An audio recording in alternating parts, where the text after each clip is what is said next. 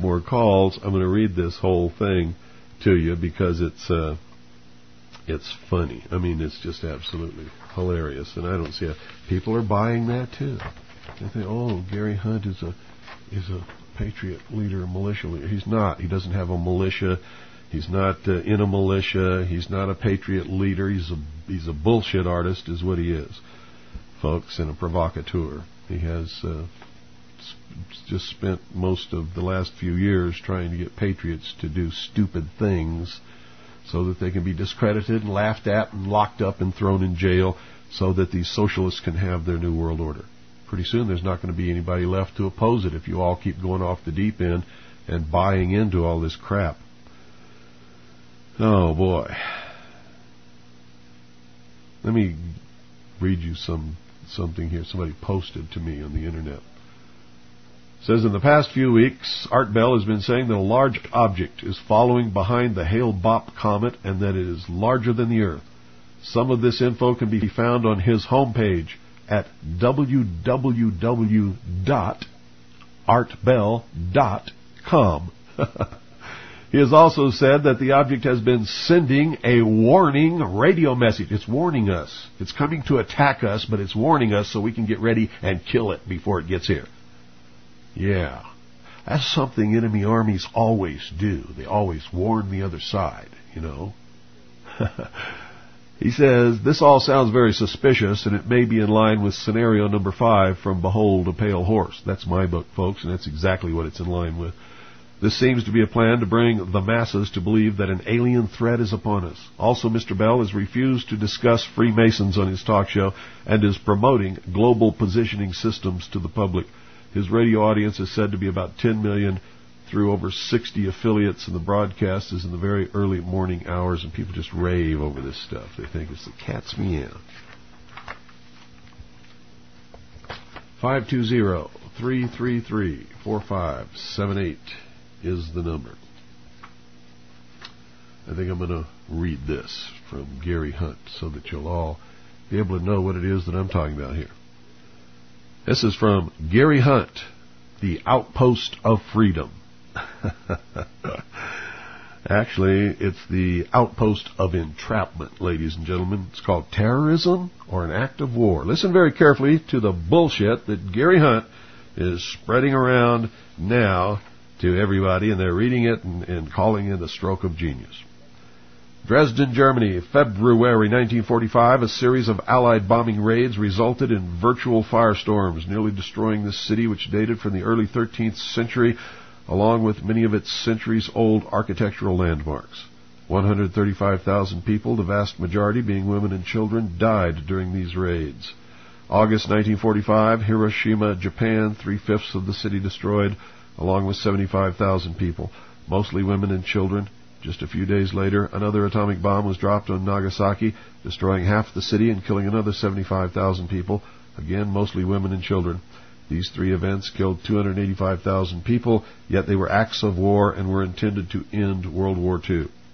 During the Vietnam War, Haiphong, the major North Vietnamese city, was bombed over and over, and in 1972 the harbor was mined. Much of the city was destroyed and tens of thousands lost their lives. There was, however, no declaration of war to justify these acts, yet we perceive them to be acts of war. April 15, 1986, in a strategic operation, naval air forces attacked military targets in Tripoli, Libya. One of those targets was the home of Muammar Gaddafi. Hundreds were killed, yet no declaration of war had existed between the United States and Libya. December 20, 1989, United States forces under the operational name Just Cause invaded Panama with the purported purpose of arresting Manuel Noriega on drug trafficking and money laundering charges. Hundreds died and significant damage to the capital of Panama resulted. After trial in December 1992, the federal judge from Miami ruled that Noriega was a prisoner of war. On January 15, 1991, unified forces from 31 nations began a new form of warfare without declaration against Iraq. For 5 weeks, smart missiles and smart bombs were directed against the capital, Tehran. Smart bombs were able to enter ventilation stacks of bomb shelters, killing women and children without destroying the shelter.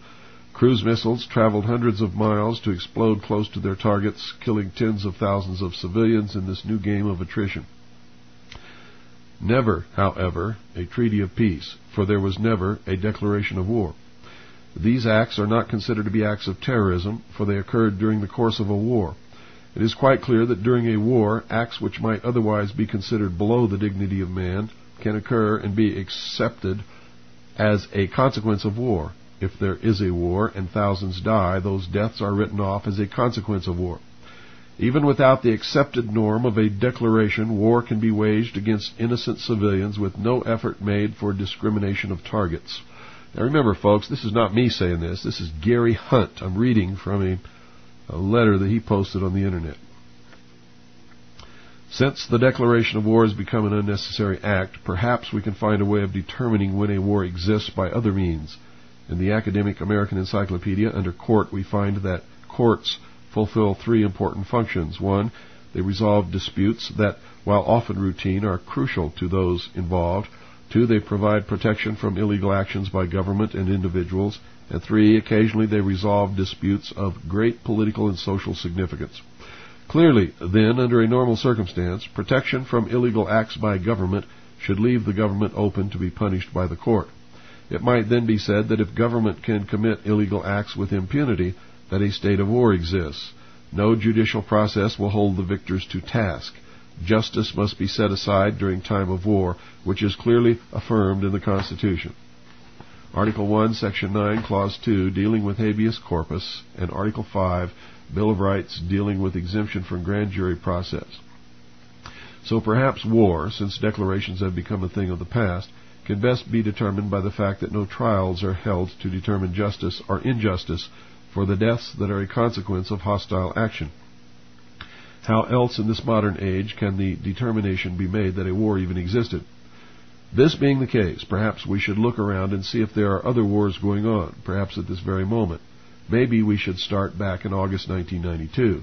Hostilities broke out, and in the first incident, 2 men were killed. Hostilities ceased for a few days, but then another act of senseless murder occurred when Vicki Weaver stood in her doorway and was killed by a single sniper's bullet. Excuse me, ladies and gentlemen. I had to take a drink of water there.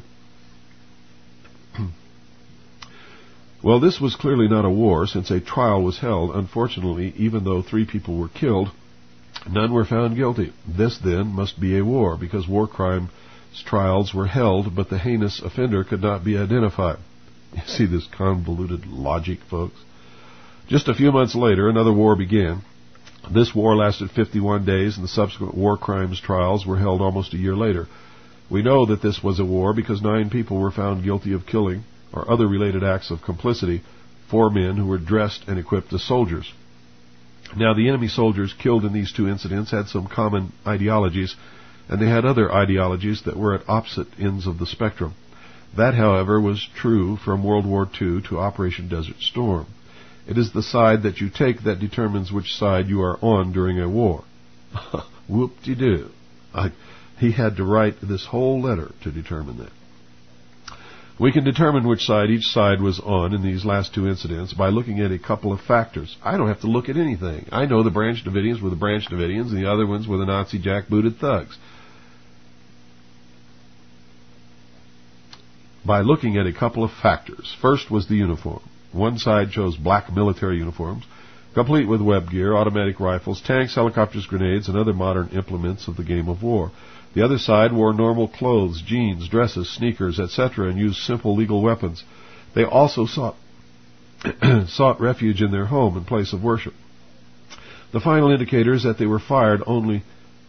fired only in self-defense. Surely these were of the same side in this most recent war, and it must be war, since even the commanding general at the Justice Department in Washington, D.C. never described the acts of the enemy as terrorism.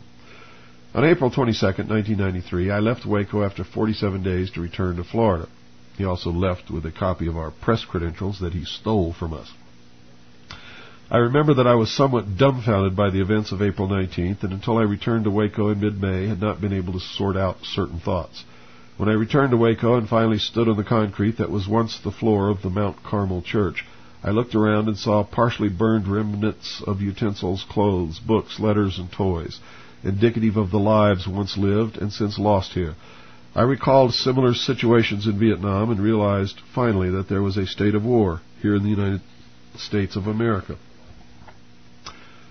I realized that I was at war with the United States government, but that the war that I was in was still a Cold War.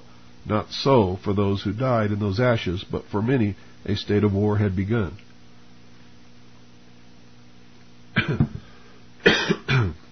Excuse me. Excuse me.